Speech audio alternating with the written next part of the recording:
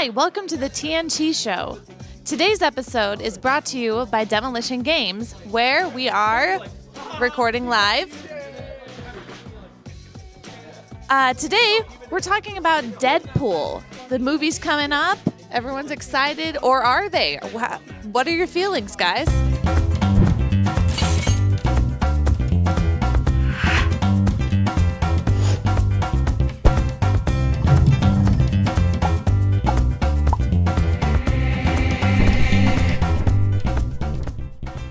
No, wait, I can't tell that one. There's a lot of interest in the movie. A lot of interest. They've been advertising pretty aggressively. And as is always the case with adult stuff that may appeal to kids, tons of kids are interested, tons of kids are going to see it, tons of parents are going to realize that maybe their kids shouldn't have seen it when the kids start repeating everything they see or everything they hear in the film. And, so... That's true. Go ahead. Oh, no, go ahead. There's so many good properties in both of the superhero universes that I love that this movie is happening.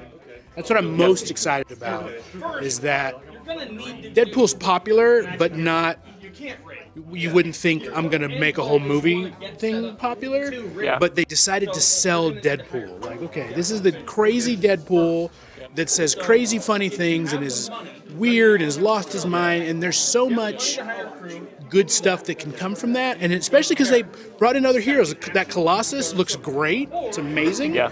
Better than anything an X-Men movie series has done. And I'm tired of waiting for a Colossus solo movie. I kept thinking they were going to make one. So if you can start selling these movies like Ant-Man and these sub-heroes, then there's so many other great stories that you can tell. And you can be funny, and you can be serious, and you can be... It doesn't have to be the big budget superhero crazy movie to make a movie, which turns it into a genre that will last instead of just big budget superhero movie. It can be like a Western. There's all different kinds. Or it can be like it can be a movie type that everybody can enjoy. And then you can eventually get into your Teen Titan movie or for kids or your whatever, because this movie works. So I think it's a great cast. And I think it's the type of, not even tongue-in-cheek, tongue-through-cheek, that it needs to be so far looking at the trailers, and so I'm super excited. Yeah, there is no fourth wall where Deadpool is concerned. I think we are kind of presupposing that it is going to work. Well, sure. That it's going to be good. Everything we've seen so far suggests that it's going to be very amusing, but we're presuming that it's going to be as good as the trailers make it look, or as funny as the trailers make it look, as entertaining, but then also that it's going to hit and that people are going to like it, because there are plenty of great movies out there that totally die, that totally flop. It's true. So if it does well, then we'll see. There are terrible movies out there that do well. It has the kind of buzz that makes me think it's going to do well. It has the kind of, even if people don't love it, which is going to be the trick, but it's going to do well because everybody seems to be like, wow. Do you think they're going to give it a shot? Do you think they're going to address Ryan Reynolds' previous stint as Deadpool? If there's any movie that'll do it, that's the movie that'll do it. And please don't make the super suit green or animated. Not only will they discuss his previous stint, they might discuss his previous stint as other superheroes in that movie. Right. So it's got potential for everything. He's got to be successful at one of them. Yeah, that's right.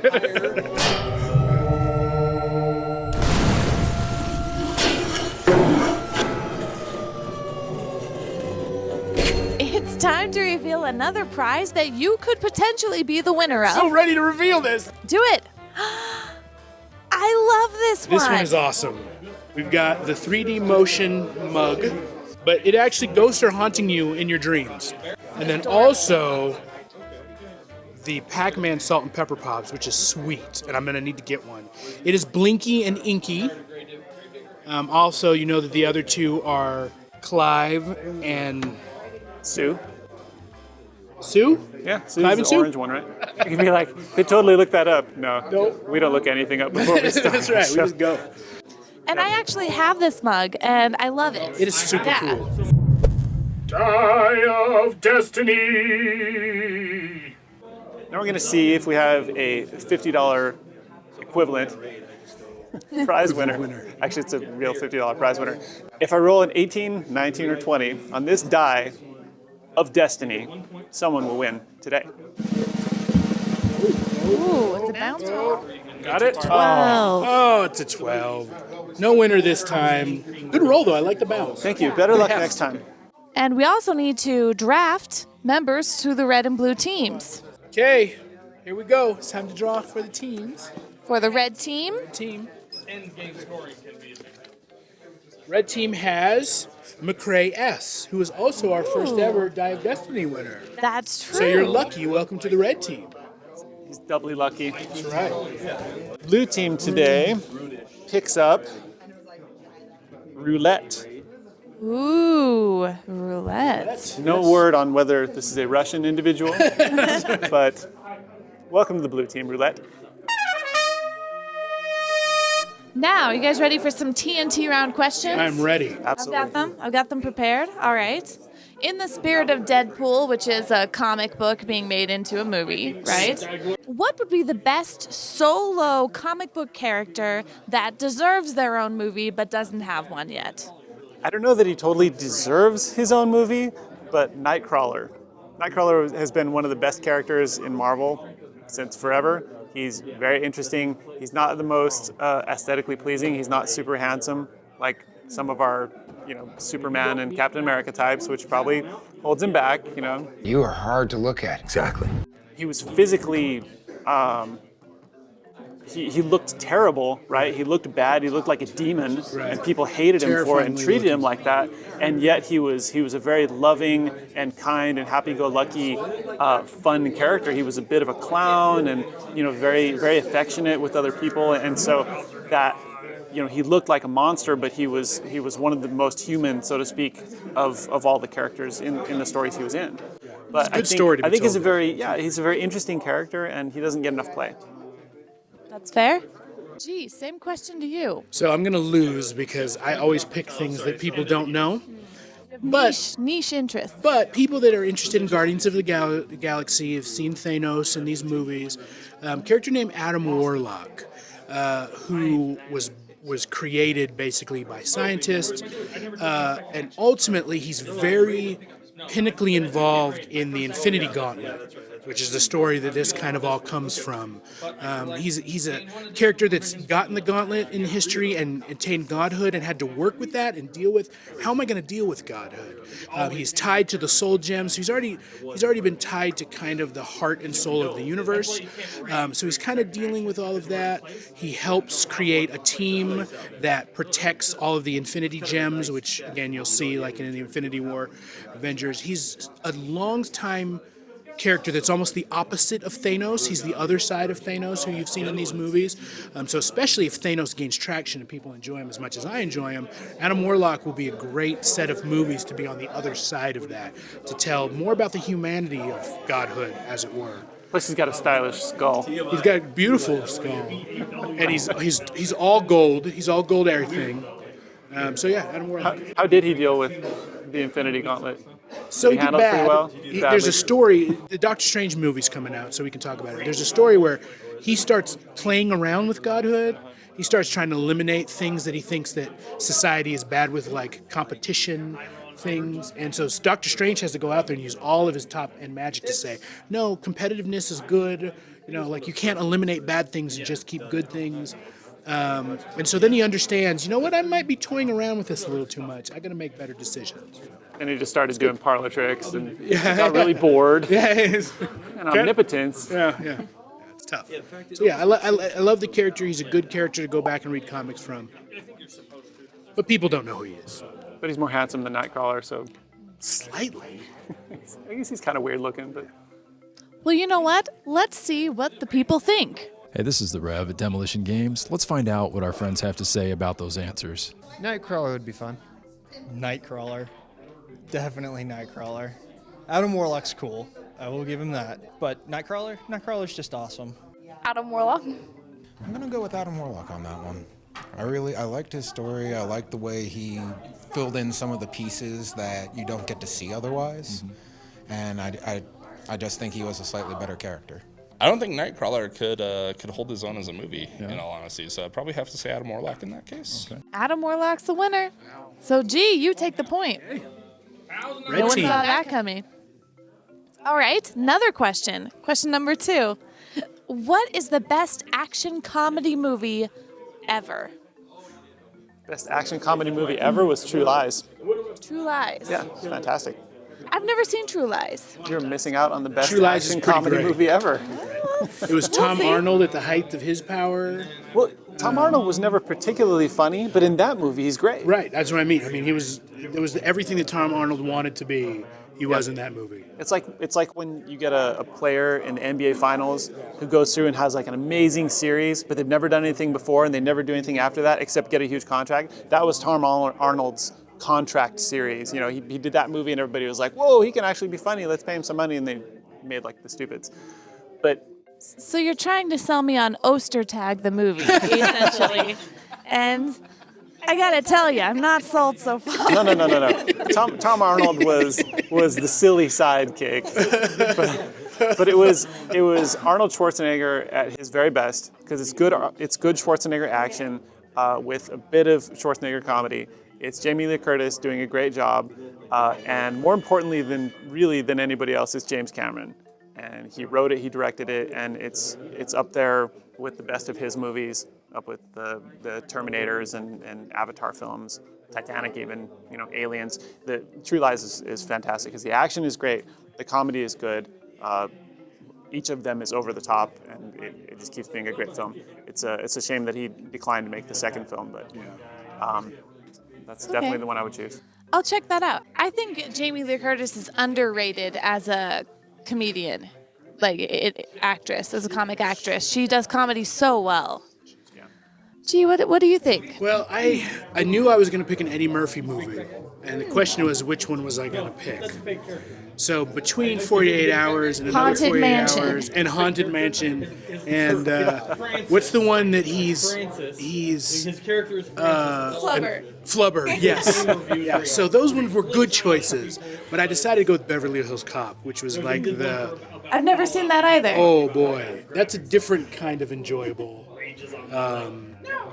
That's just got great lines, and it was Eddie Murphy at the height of his just movie greatness and comedian greatness. Just such a well-made, great-paced, wonderful movie. Beverly Hills Cop. Okay. That's those are good options. We're gonna find out what the people have to say. I want to just throw out first that I watch a lot of these movies, just not any of the ones that you guys named. Apparently. Mostly movies made in the last 2 decades. We're older. I want to throw Pure Luck out into the running. Have you guys seen this? The one with Martin Martin Short. and Danny Glover. I have not Danny seen Glover. it. You've not seen it? It's ridiculous but funny. There were a couple bits in there that made me laugh out loud so much that I missed the next few things that they said. Overall, not maybe the best film. There wasn't a whole lot of action in it. It could be that I saw it as a kid and have seen it many times since, and the jokes still get me. Yeah. But Saw it at the right moment. with a line like, he was struck by lightning twice, once while sitting in a movie theater. I don't know. We say that all the time. But yeah, they were looking for the unluckiest man in the world. Well, let's Let's hope see. the people have seen these movies. Yeah. I'm gonna have to go with Murphy because he was trying to make a comedy, and I don't think they were trying with True Lies. So, A for effort and hitting what they were trying to do. True Lies. I'll go with that one. First of all, because I've seen it, and second of all, because Schwarzenegger in a comedy movie is, It's kind of twice as funny. yeah, it really is. Gotta go with True Lies for that one. True Lies must be good because everyone voted for it. So I'm gonna have to check it out and point Team Blue. Anything you haven't seen of James Cameron's outside of Piranha 2, see it. See James Cameron's movies, enjoy them very much because they're really just about the best movies that Hollywood has to offer. Tiebreaker time. Don't worry. I've got a good one. Worst action comedy movie ever. Yeah. I think it's Paul Blart Mall Cop. And I don't really have a lot to say about it. I watched it on an airplane, and I'm glad I got to zone out of it after a while because it's so just nothing. It's just so like here's a gag and here's a gag, and here's a gag, and there's some action. I don't even know why. I almost feel bad including it in an action comedy, but it's kind of supposed to be. So and maybe 2 could be worse. I don't know. The fact that it even rated a sequel is kind of frightening. It's scary. I never even saw it because it didn't pass the trailer test. If I see a trailer for an ostensibly funny movie and every single thing they put in the trailer doesn't even move the needle for being funny, then I won't see that film. And I avoided that one. And Check. That's a good rule. But Matt, do you think there's one worse than Paul Blart? Oh, definitely. My choice for worst action comedy movie is Battlefield Earth, because if they were trying to make it not a comedy, they failed miserably. And if they were trying to make it a comedy, they failed miserably. That movie is so bad, you can't even tell. And the thing is, you want to laugh at it, but it's not even that funny. It's not bad like a really bad funny movie like Ice Pirates. Right. It's just bad. One of the best riff tracks, rifftrack.com, it's great because it's so bad that they do a great job with it. That's a real softball, a real slow pitch for riff tracks. I mean, All right, let's see what people have to say. See what the people We'll hate. get some answers. Battlefield Earth. That's not even a question. That's the worst movie of all time. You put any movie up against that, it's going to be the worst. Like, it was just bad. If Battlefield Earth is a bad enough movie to make it into that question, even though I'm pretty sure it's not an action comedy. Intentionally, I'm going to go with that one. All right, Although Paul Blart's pretty high up there. What's wrong with Battlefield Earth? I guess the first one, because I have no idea what it is, and Battlefield Earth is kind of fun. Paul Blart Mall Cop. Last Action Hero. Shark jumping. I think there were parts in Battlefield Earth that actually made me laugh, so I'll go with Paul Blart. G, you take the point, which means that the red team wins. Yay for red team. Congratulations. congratulations, Red Team. But I have one more question. In a fight to the death between William Shakespeare and Stephen King, who would win if the weapons were quill pens? We really have no time. William Shakespeare. Stephen King's kind of a badass, but I'd have to go with Shakespeare. Purely off the fact that that dude had like some pretty shady crap in his writing, so I'm pretty sure he'd have some sort of like poison on hand. Shakespeare wins because he actually knows how to write with one. Shakespeare's probably had a lot more practice with a quill pen. Shakespeare, all the way. First of all, he knows how to use a quill pen. Also, cutting wit. Thanks again to all of our friends at Demolition Games. And until next time, remember, I like trains.